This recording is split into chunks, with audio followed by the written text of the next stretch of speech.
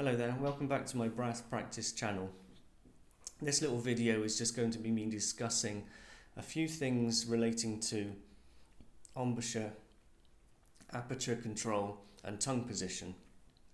I'll also be doing some demonstrations with various mouthpieces and a kind of a visualizer just to show how sound is affected by different aspects of embouchure and aperture control. This has come about because I've been reading a book by Christian Steenstrup called Teaching Brass. It's an excellent book. I would recommend it to anybody who has an interest in brass playing technique. However, I've been reading the whole thing with the idea in mind that at some point I'm going to disagree with the guy, and in the book that hasn't happened yet.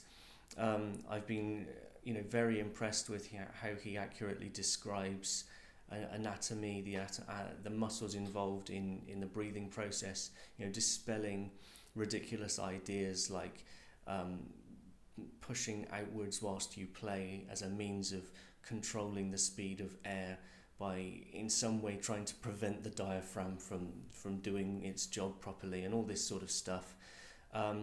He does talk a little about how the abdominal muscles are capable of generating far more power than that is required for playing on the trumpet, and he's obviously done more research than me, so I'd be inclined to just give him that one as well. But it's an interesting idea. It says a lot about how actually we need to be able to understand embouchure and aperture control in order to play in the extreme high register of the trumpet. And that's not something that Steenstrup agrees with. There's an interview on YouTube on a tuba channel where he's being interviewed about whether or not Arnold Jacobs gave him instructions about so-called screech trumpet playing. I hate the term screech trumpet playing. I think it's very inaccurate. I also, I kind of shy away from the term scream trumpet. I think it's nonsense. I'm not screaming into my trumpet or screeching. I'm just playing high notes. But it's just one of those things that's come around with time and all that, so whatever, we'll let it go.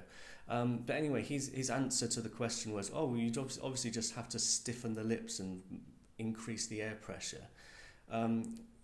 Spoken finely by somebody who has absolutely no idea what they're talking about. And I say that respectfully. The whole approach to playing that he promotes is based upon willful ignorance of embouchure. Saying that everything can be controlled by, imagining what you want to come out of the trumpet and then blowing a shit ton of air. Excuse my language. There's a point where that stops working. I'm not saying that it doesn't work for the majority of people up to a certain standard and up to a certain pitch, but there is a point where you need to understand things like efficiency, aperture control, and in the case of people like me who play with the tongue-controlled embouchure, the effect that the tongue is actually having upon the sound that you create. So that's the little introduction. I'm not going to carry on too much about that because I will rant and it's pointless for everyone. I'm going to start off just by talking a little bit about loose lip buzzing. Now, this is a thing. Some people do it, some people don't. The reasons that people do it or don't do it are often poorly explained. But all I want to do is demonstrate how sound is affected by involving the tongue, not involving the tongue, using more air, using less air, and manipulation of the aperture in terms of rolling the lips in, puckering the lips out, or I shouldn't have said pucker because it's not something I agree with. Unfurling the lips, or just leaving them in a natural state of relaxed position, whatever. So first things first, if I was to close my lips as though I had just said a word ending in the letter M and then blow air through, then the sound that's created is like this.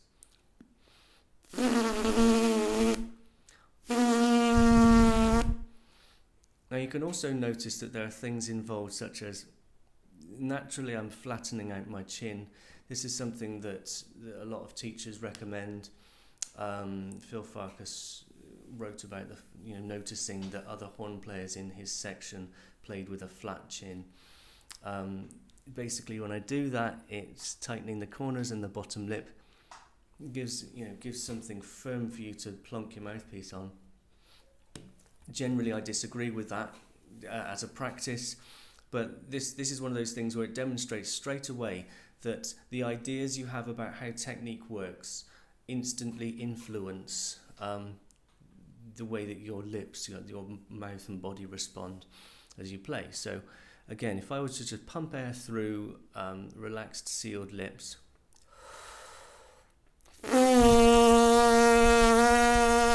it makes this sort of sound. Now, one of the reasons that I would argue that we should involve the tongue in the embouchure, the tongue should be part of the embouchure. In my mind, it acts like a scaffold. It holds the bottom lip in place. It also controls the air. And it controls its own aperture between the top of the tongue and the bottom and the top of the bottom of the top and the bottom of the top teeth. So if I was to take this simple thing and get my tongue involved simply by touching my bottom lip on the inside, then listen to how the sound changes. I'm blowing in exactly the same way. That's without the tongue, and that's with the tongue. Now, this is a demonstration of the definition of efficiency. I've put in precisely the same amount of physical effort and I've produced almost twice as much sound. Now, if you could do that, why would you not do it? This basically, let's take this over to the trumpet. I'm going to start off with, this is my Warburton 4M mouthpiece that I use for classical or legit playing. In fact, maybe if I was to take that and put it into this rim, this is a Lynn Nicholson reversible rim that gets sold with an X piece. I talk about Lynn Nicholson a fair amount. I write about him on my blog, but I'm not necessarily a firm advocate of everything he says. However, I have experimented aggressively with his ideas, and I think they are extremely helpful. So if I was to take this same thing, here is a normal relaxed lip. I blow some air through it. I make a sound like that. Let's go.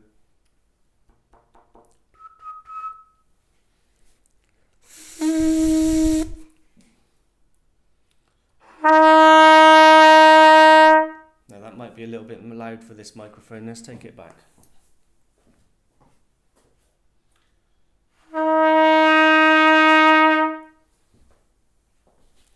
Now all I'm going to do is get the tongue involved, place it here. I'm not pushing it against the lip, it's just in position.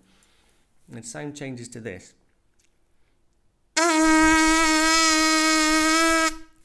Now, some would say that's a more open sound. Maybe my lips are actually pushed apart a little by the tongue. But the effect is that more sound is created for the same amount of physical effort. And that sounds like this.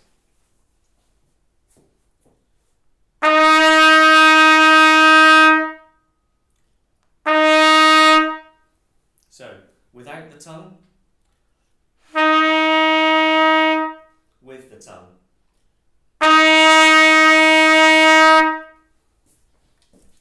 And it's quite subtle, but you can hear that there is more core to the sound, there's more focus, and I feel more stability as well, especially as working over a range of dynamics. As I blow hard, everything is much more stable because the lips are controlled by the tongue, they are gripping against the tongue. And like I said, I believe it to be like a scaffold. Now, let's talk about quantity of air. I'm going to come back to this rim. Now, if I was to, in this book by Christian Steenstrup, there's a lot of talk about how we want to keep the amount of air in the body above 40%, because once it drops below 40%, you need to use more muscular effort to push the air out. Now, I can't disagree with that. That's, you know, that's human anatomy. But I can disagree with the necessity to use that quantity of air at all times. And this is how I'm going to demonstrate that. If I was to take this rim, take a deep breath and blow lots of air through my lips, it's going to sound like this.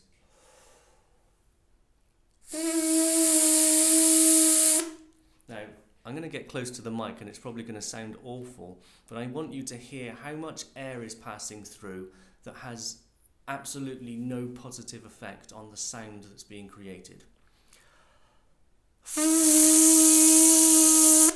There's basically a whirlwind of air that's not vibrating. And when you put that into the trumpet,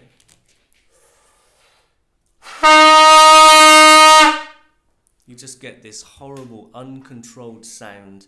You know, that's the definition of overblowing. Now, I'm not saying that people who follow that way of thinking play in that way. I don't believe that to be true at all. Because if you have a good idea in your mind of how you want the trumpet to sound,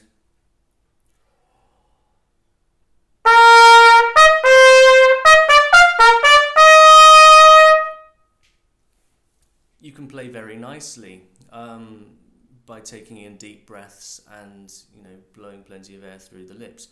That is how I used to play when I was a student at music college. You know, I got my degree, I won awards by playing in that way. But it takes more physical effort than the way that I play now. I now have more control over my sound, and I'm using much less physical effort. I don't know if I repeated myself there, but whatever. I like to try and say things in threes. So let's take this again and reduce the quantity of air that I put through the instrument, put through the aperture, put through the mouth. Now, as I reduce the quantity of air, the embouchure is resisting the airstream, and I therefore have to blow harder. And that's all I'm going to say. I don't want to get into talking about which part of the breathing apparatus is involved, because I'm becoming convinced that it's not necessary to know. So,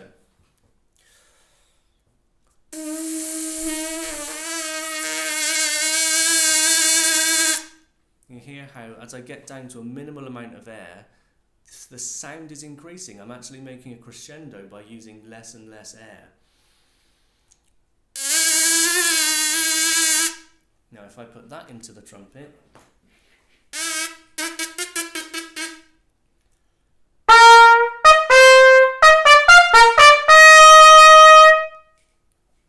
there is a lot more power, there's a lot more focus, and there's a lot more projection. I don't understand why anyone wouldn't want those things. And I still have the ability to play softly if I need to.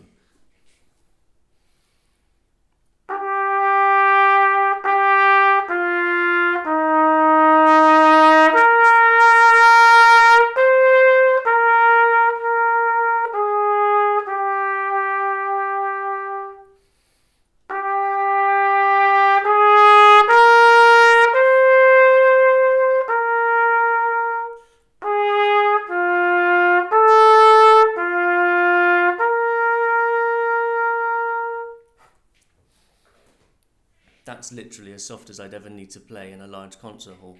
Okay, now, the only other thing I wanted to do in this video was talk a little bit about embouchure types. I'm beginning to think I should make another video. Right, I'm going to start another video. Thanks for watching.